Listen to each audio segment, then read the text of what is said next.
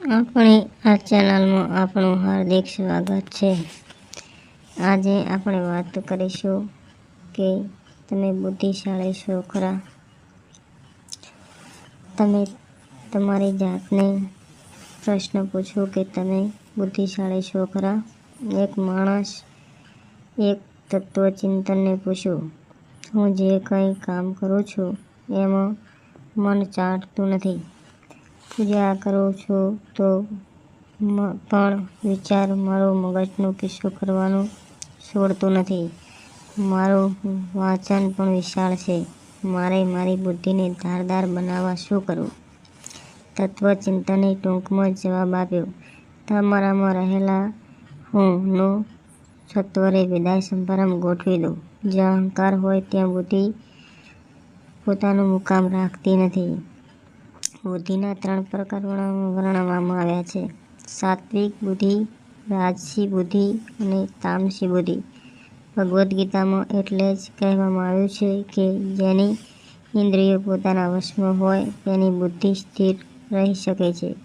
માણસ સતત વિત્ત એટલે કે પૈસા, સંસ્કૃતિ, સુખો અને વૈભવની તૃષ્ણામાં ચિત્તને વ્યસ્ત રાખે છે એટલે એ આંતરિક પરિસ્થિતિનો સંતોષ કરી શકતો નથી. માણસ કષ્ટથી દૂર ભાગે છે.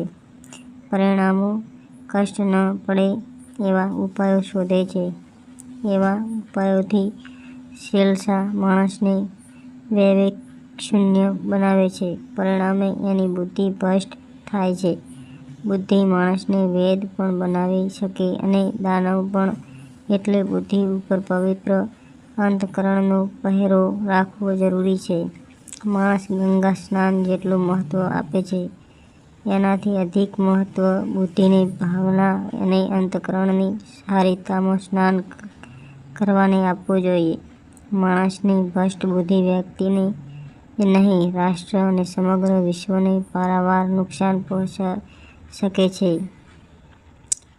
પ્રવૃત્તિ, નિવૃત્તિ, કાર્ય, આકાર, ભય, અભય તથા બંધન મોક્ષનું રહસ્ય જે બુદ્ધિ પીછાણે છે તેને સાત્વિક બુદ્ધિ કહેવામાં આવે છે. તમોગુણથી ગ્રસ્ત બુદ્ધિ અધર્મને ધર્મ માની લે છે તેમજ અન્ય સંપૂર્ણ પદાર્થને પણ શુદ્ધ બુદ્ધિથી વિપરીત માને છે. એ તામસી બુદ્ધિ છે. ભારત સાત્વિક બુદ્ધિને ભરેલો દેશ છે જ્યાં ચીન તામસી બુદ્ધિને વળગેલો દેશ છે. સ્વાર્થવશ ન કરવા છતાં કાર્યો કરવામાં આનંદ માણે તે તામસી પ્રવૃત્તિનો માણસ કહેવાય. માણસ દિવસ દરમિયાન રાજસી અને તામસી બુદ્ધિની પકડમાં છે. એના પર સાત્વિક બુદ્ધિનો પ્રભાવ અલ્પ સમય માટે જ હોય છે. એટલે પવિત્રાત્માનો ઉપાસક બની એ પૂજા અર્ચના કરે છે પણ એનું મન એને લાગણી પ્રધાન કે ભાવના પ્રધાન રહેવા દેતું નથી પણ માગણી પ્રધાન બનાવી દે છે. બુદ્ધિ મનુષ્યને ગણતરીબાજ બનાવે છે. ચાણક્યના મતાનુસાર અનુસાર જે માણસની બુદ્ધિનો વિકાસ નથી થતો અથવા બુદ્ધિદ્રોહી કે અવિવેકી હોય છે તે માનવતાની દૃષ્ટિએ અધોગતિ પામે છે. આજનું વિશ્વ વાસનાઓથી ઘેરાયેલું જગત છે. વાસનાઓ વકરે એટલે માનવતાને ગળે ટૂંપો દેતા પણ માણસ ઉચકાય કે ખચકાય નહીં. કવિ સામંતસિંહે દિનકરે એટલે જ માર્મિક સ્ટોર કરી છે: બુદ્ધિ તૃણાકીય દાસી હુઈ, મૃत्यु का सेवक विज्ञान, चेतक तब भी नहीं मनुष्य, विश्व का क्या होगा भगवान.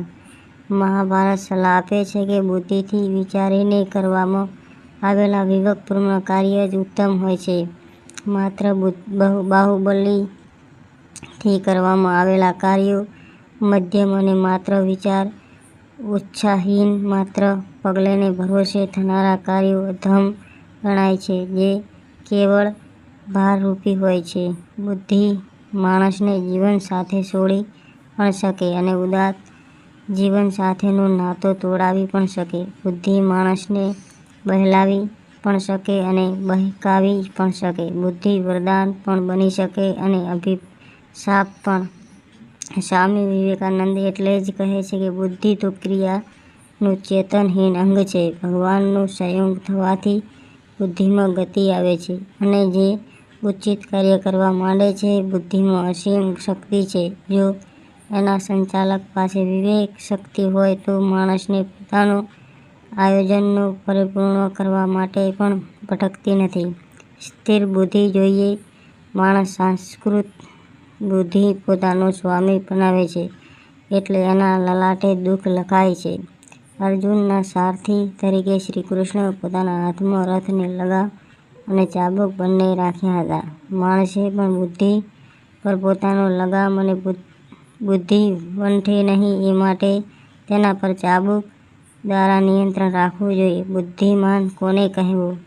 રવીન્દ્રનાથ ટાગોરે કહ્યું કે થોડુંક વાંચ્યું, અધિક વિચાર્યું, ઓછું બોલવું અને વધુ સાંભળવું એ બુદ્ધિમાન બનાવવાનો ઉપાયો છે.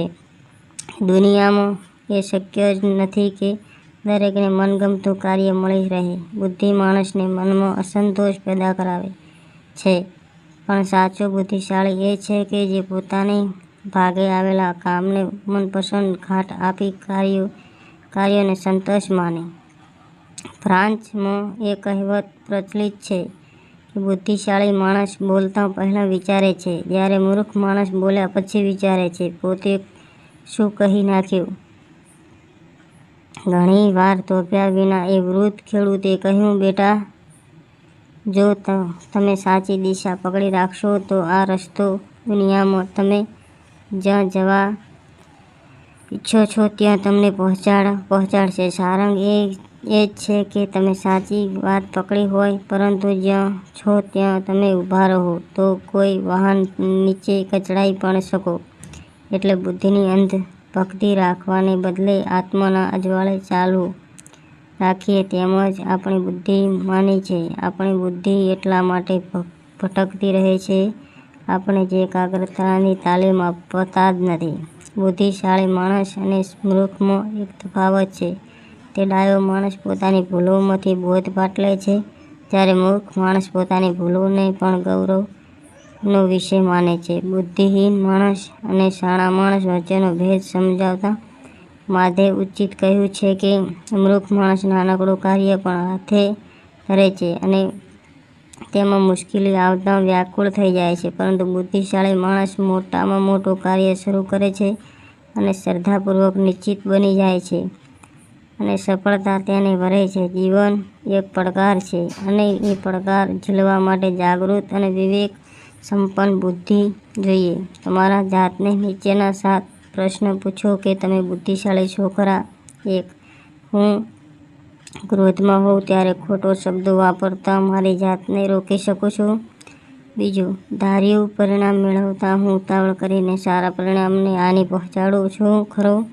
વિપરીત સંજોગોમાં હું માનસિક સંતુલન જાળવી શકું છું?